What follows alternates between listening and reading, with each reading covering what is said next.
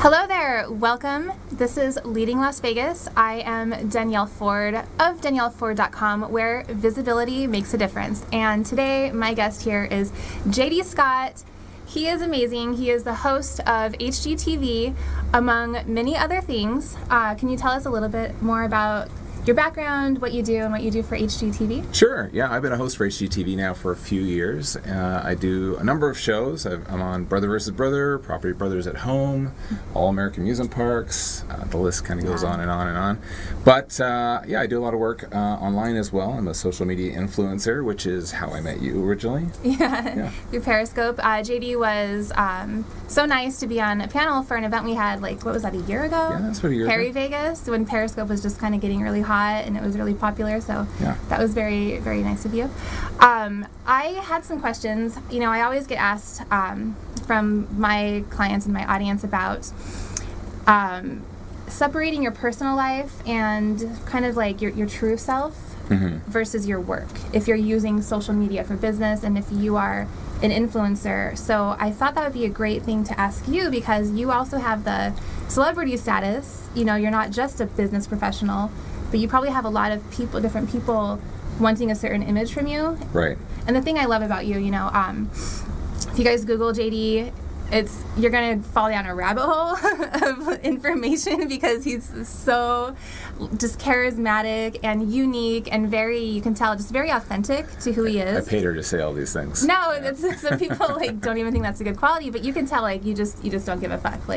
You're just being yourself. Well, I do. I give a. But the thing is, you're right. You have to kind of define where's that line when you have a business or a brand or a persona.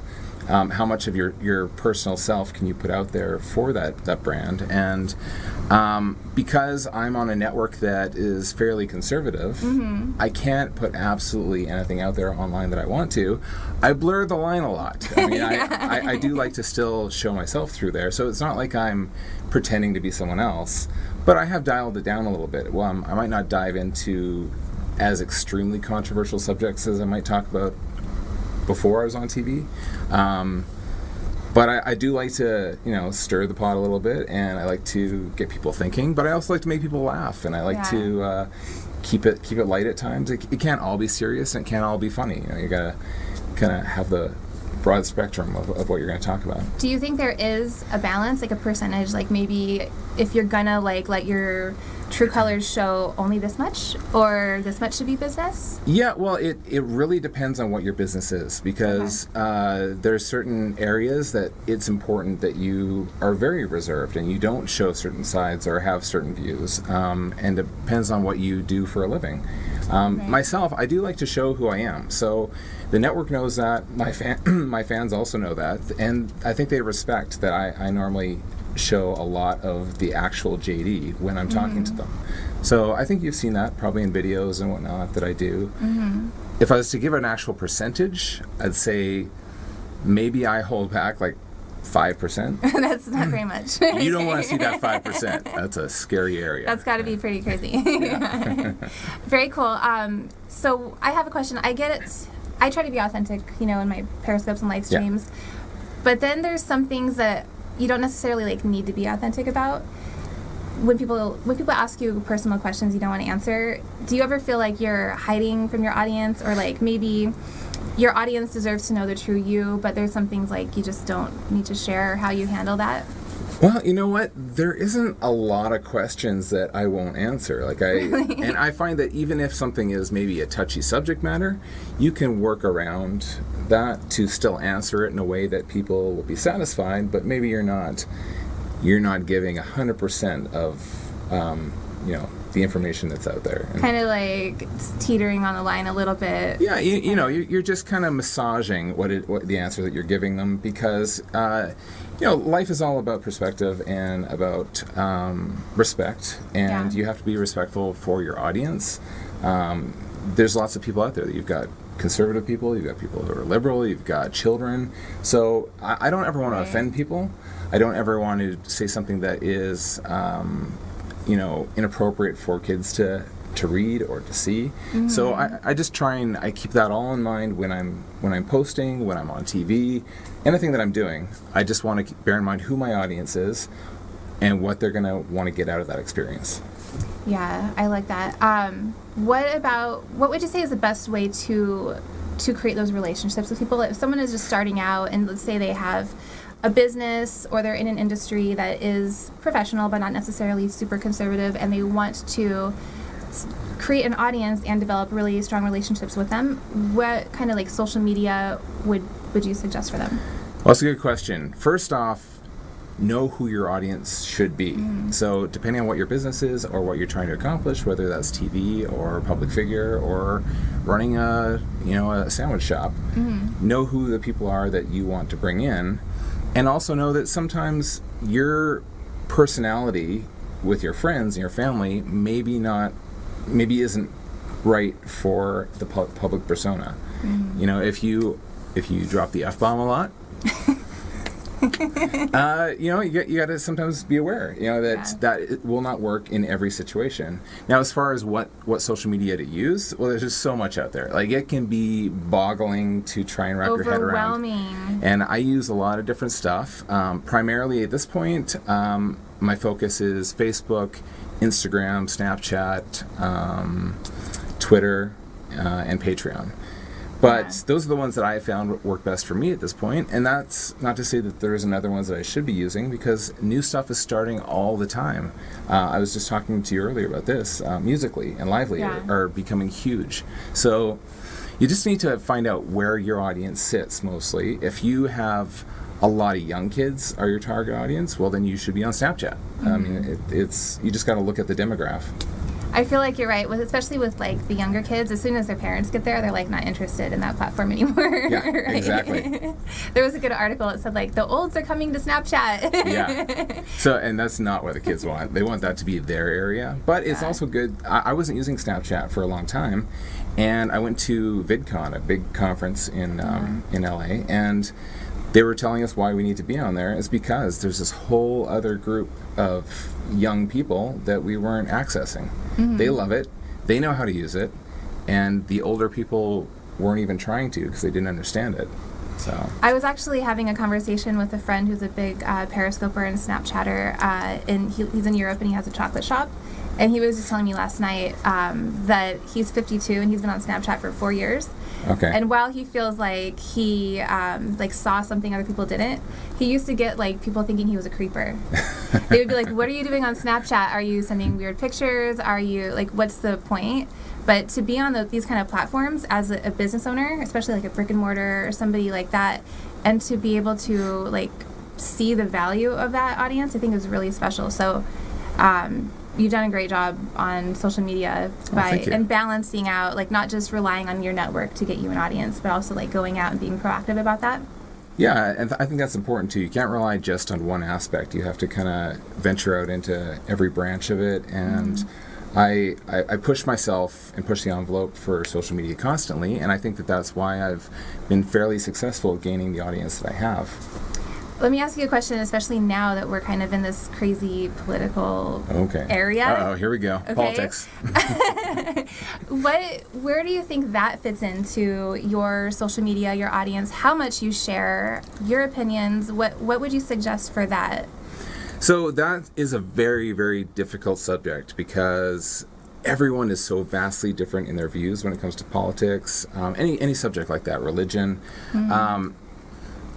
But if something is very, very important to you, I feel like it is your duty to kind of talk about it. And especially if you have concerns about the atmosphere of what's going on in the world and politics, then you can talk about that in a reasonable manner online without offending people and without downright telling others that they're wrong, because we all have different opinions. You don't want to accuse someone of being wrong.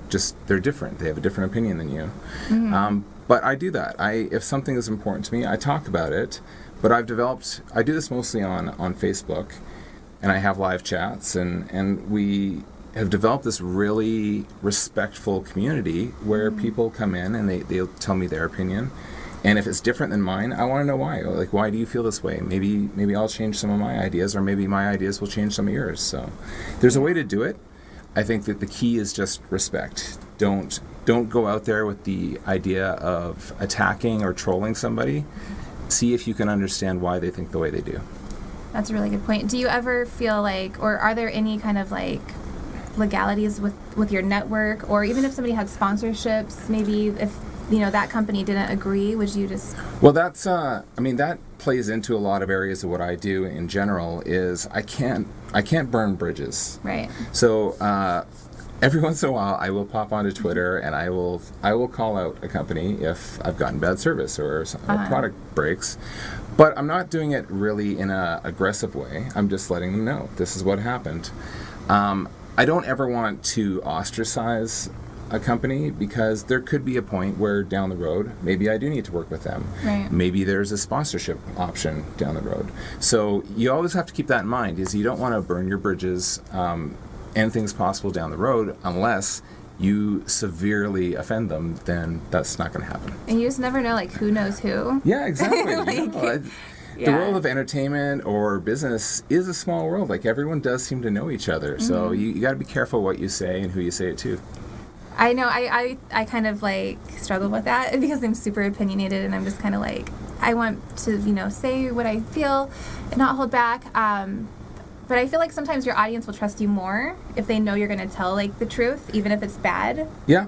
Right? But then at the same time, you're like you said, got to be careful of like who you're pissing off also. It's a balancing act. And I Yeah. think that the more we do this sort of stuff, the more we realize that. And you can be opinionated and you can have ideas about something, but you can also put those out there in a way that it's not or you haven't done damage that can't be undone. Like, you can still talk to that company or that person and maybe sort things out eventually. But like you said before, like, my network has a lot of brand deals. And so if they have a deal with this company and I go out and I blast that company online and just call them for everything, then the network's not going to be happy with me. So I keep that in mind when I'm doing things. That's not to say that we don't all fail once in a while and misstep, but you have to be able to accept responsibility, and if you make a mistake, just own up to it, and you can apologize. Apologies are a thing, Not people don't that tend exists. to don't do it enough, but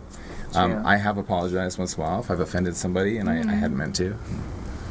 I love that. Thank you. Can you tell us like what you're working on? Any cool projects in the works? Yeah, so currently I fly out in 2 days to Texas, and I'm filming the 5th season of Brother vs. Brother Very cool. for HGTV.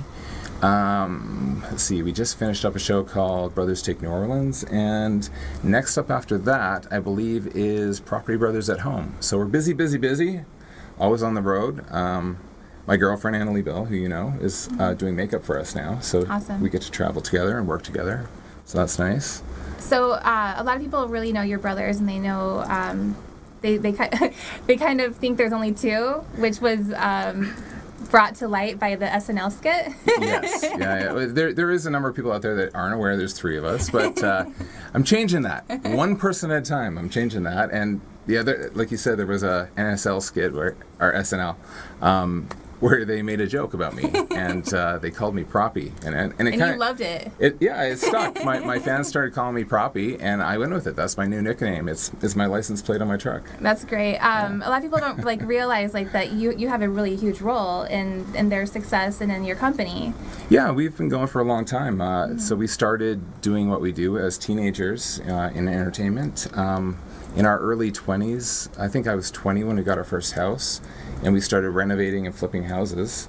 And that was just to pay for our acting and cool. production projects. And eventually, the two kind of meshed together, and here we are today, and we have a very successful brand and franchise. And very That's happy. amazing. Yeah. Thank you for sharing that. Where can people find you if they want to connect with you online? Well, if you want to find me online, my handle is pretty much the same on everything. It's Mr. JD Scott, Instagram, Snapchat, Periscope, Twitter, Facebook. I'll see you there. Musically? Well, I have one. Yes, there is a Mr. JD Scott. I haven't posted on it yet, but Okay. I gotta start. Getting on it. Okay. Yeah. Thank you so much for your time and for coming and helping my audience with these questions. I really, really appreciate it. It was my pleasure. You were a Thanks for having wonderful me. guest. Yeah. Thank you guys so much for watching, and we will see you in the next episode of Leading Las Vegas. Bye. Bye.